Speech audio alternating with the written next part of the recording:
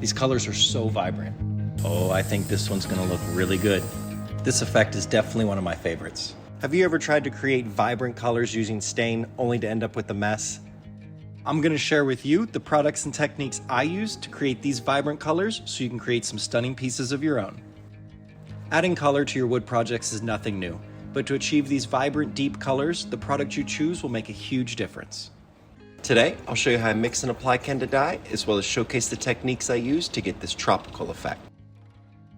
Keda dye is an environmentally safe stain powder that's made in the USA. This kit comes in 5 different colors: red, yellow, black, brown, and blue. Blending these colors will create more variations. It's recommended to use a 1/4 teaspoon of powdered dye to a 6 to 8 ounces of either warm tap water or 70% alcohol. Rubbing alcohol will evaporate faster and reduce the raising of the wood grain. Adding more powder or liquid to the mixture will lessen the dye, but adding more powder may not darken the dye. To achieve a deeper color, more coats are recommended. After the dye is completely dissolved, check the color of the dye before applying. The color of the dye does not always represent the color it will be on the wood's surface. Mixing 2 dyes together will give you a wider range of colors like greens and purples. Keda dye is the preferred dye among many DIYers and professionals because of its quality. Unlike other products, these dyes are meant to be blended together. Because of this versatility, you can create some of the most stunning effects using endless techniques. I've tried many different effects, and this tropical effect is definitely one of the most challenging. To create this effect, I'll use blue, turquoise, lime green, yellow, brown, and black dyes. It's recommended to prep your surface with 150 grit sandpaper. A higher grit sandpaper will tighten the grain and won't allow for penetration of the dye. After prepping your surface, it's recommended to soak the top of your project with warm water to raise the wood grain and then re-sand after it's dried. This will ensure for the best penetration of the dye without raising the wood grain on the final product. To apply this product, I like to cut up a shop towel into about 2-inch sections. For our first layer, I'm going to add a brown and black dye that'll act as a contrast and accent color on our final project. By placing these browns and blacks down as a base and then sanding them back, you'll get a really cool effect that's much more professional looking than just your typical DIY finish. I'm not placing these accent dyes over the entire board. I'm using them more to highlight some of the transition sections and bring a deeper, darker depth and almost a shadow to certain areas of the project. After placing these accent dyes in just the perfect spot, I'll come back with my sander and remove any dye that's on the surface. When sanding, I make sure not to press too hard or let the sander sit in one place too long. The goal is not to remove all the dye, just the dye that's on the surface, revealing the dye that's penetrated the most. After I'm done sanding, I'll use an air compressor to blow off the top and make sure we don't have any remaining dye, revealing a beautiful contrast with our deepest dark grain and our natural light wood. For our next coat, I'll start to add in a little bit of color using this turquoise dye. For this first layer, I've diluted the turquoise in half, so I'm not going to use any more pure alcohol to dilute the surface anymore. I'm just going to use the same rag to buff outwards till I reach a dry rag and then repeat the process. While our turquoise is drying, I started to add in our yellow dye. I'm going to start by applying this yellow in the same way that I did the turquoise along the edge and buffing my way towards the center. My goal is to have this yellow fade into almost a natural wood look, so I'm not going to place too many yellows here towards the edge, being that I'm going to try to remove them when we get towards the end of this project. I'll then begin to place our yellows a little bit further in where we placed our browns earlier. This will become a reference point that I can go back to, that I can know that the board's changing from something really colorful into a natural look. I'll then come back with a pure alcohol and kind of buff our edge and try to soften any of that transition or harsh, unnatural looking edge. After our first coat dries out, you can see that we definitely need to add a bit more dye to get the full vibrance, but we have some really nice transitions and no harsh lines. For our second layer, we'll start with our turquoise dye and repeat the same process that we used on our first layer. The difference between a DIY finish and a professional looking finish is the amount of time and the amount of dye that you apply. To achieve a professional looking finish, it'll take several coats and a lot of patience.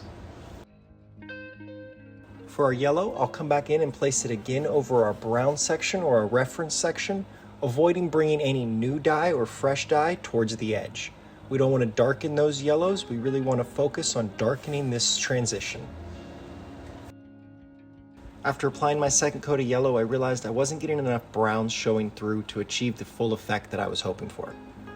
So I began to slowly dilute my yellows with brown dye to get a gold and start to place that back over this same reference area. I find that having a heavy amount of brown is really key to achieving the tropical effect.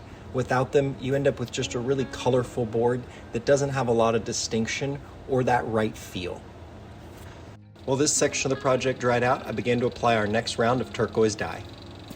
For this round, I'll be focusing a full strength dye on the edges, not diluting it at all, and using a dry rag to buff it towards the center.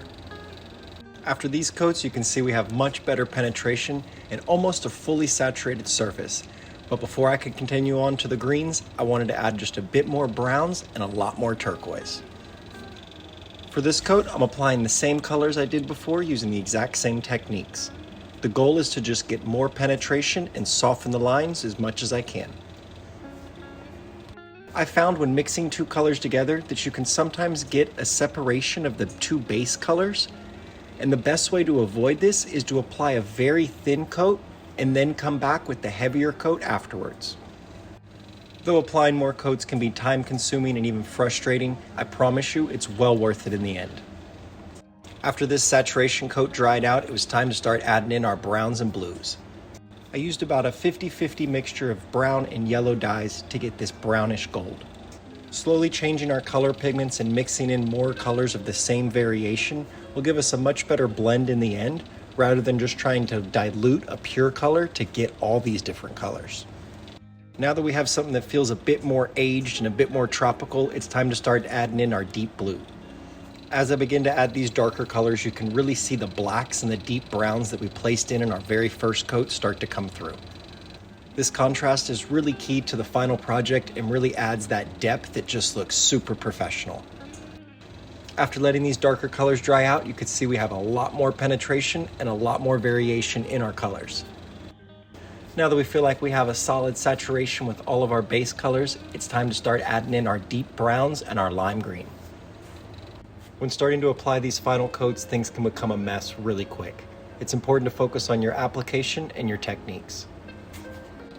I'll apply this pure brown to our accent area, being really cautious of the amount of dye that I place down. I'm using very little dye and working my way outwards using a small back and forth blending patterns and switching out rags to help soak up any dye that I feel like may be a little bit too much. Now that we feel like we have enough saturation with all of our other colors, it's time to add in our lime green. I slowly added green to yellow to create this lime green and then diluted it in half to apply my first coat. As I apply this green, I'm focusing most of the dye in the center or bare wood section.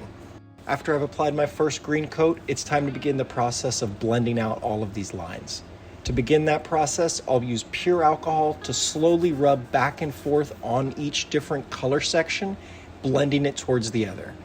I'll make sure to switch out rags every time I change colors and slowly do this process over and over till the line becomes almost indistinguishable.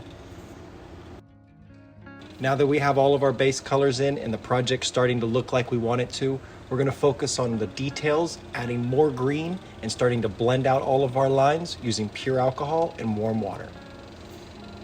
I'll start by applying the same green dye to the same section of this board, focusing on fully saturating this surface and making sure that I have no bare wood showing through. As we begin to blend these dyes together, it's really important to remember your technique. I find that you can normally be pretty easy with whatever way you want to rub your rag, but when blending these colors, it's important to remember not to go back and forth and to pull long, straight lines and lift your rag and then repeat the process as you begin to blend into your other color. If you rub back and forth, you'll end up getting a really muddy look, and it's much better to just pull long lines of your color into the other color. As you begin to blend through each color, you may start to see that the surface becomes a little bit muddy. To avoid this from going any further, you want to quickly switch rags and soak up any of that dye and blend any of those lines. You'll continue to repeat this throughout the entire blending process. Continuing to use new rags to soak up any excess dye is key to getting a good blend. After this layer dried out, I was really liking what I was seeing. We had a great blend between all of our colors, but we still needed to add a bit more green and start to remove the yellow from the right-hand side of this project. I'll apply my green just as I did before, focusing on this bare wood section and saturating the surface. As this green dye dries out, I'm going to begin to start to remove some of the yellow dye from our right-hand side. To try to remove this dye, I'll use a green bristle pad cut into about 1-inch sections. I'll use this bristle pad and pure alcohol to slowly rub back and forth in the section that I want to remove the dye from. I've found that the harder you press, the easier it is to get the dye to come out. Using pure alcohol will help this strip the dye rather than just using a warm water, which may help blend our dyes. As I make small strokes back and forth removing this dye, you'll see that some of the dye comes to the surface. I'll then switch rags and soak up any of this excess dye and blend it outwards. After this layer dried out, I was really happy with the amount of saturation we had on the surface, and it was time to start adding our final touches. To soften these transitions and bring all of our colors together, I'll use a warm tap water and a lot of fresh rags. I find that using tap water helps blend these colors much better than just using a pure alcohol. A pure alcohol has a tendency to strip away the dye, and warm tap water has a tendency to dry a little bit slower and seems to work the dyes together rather than stripping them away. As I begin to blend these dyes, it's critical that I continue to switch out rags. I don't want to blend any of the colors from one section to another, and it's crucial that I continue to pull new rags and soak up any of the dye as I blend these colors together. This process can be time-consuming and tedious, and it may take several coats, but if you stick with it, I promise you'll get the best results possible. After a few more coats of blending these colors together and letting it dry out overnight, I was really happy with the product we had, but we still needed to add a clear coat before we could call this project done. I've tried many different clear coats and they all work, but for this project, I'm going to use what I have left in the shop and use an oil-based high-gloss polyurethane. Using a spray finish will help make sure we don't blend any of our lines, and using a high-gloss oil-based finish will really bring our colors back to life. Before you go, let me know in the comments below, what color combo should I do next? And don't forget, the best way to support me is to like and subscribe. We just passed our first 1,000 subscribers.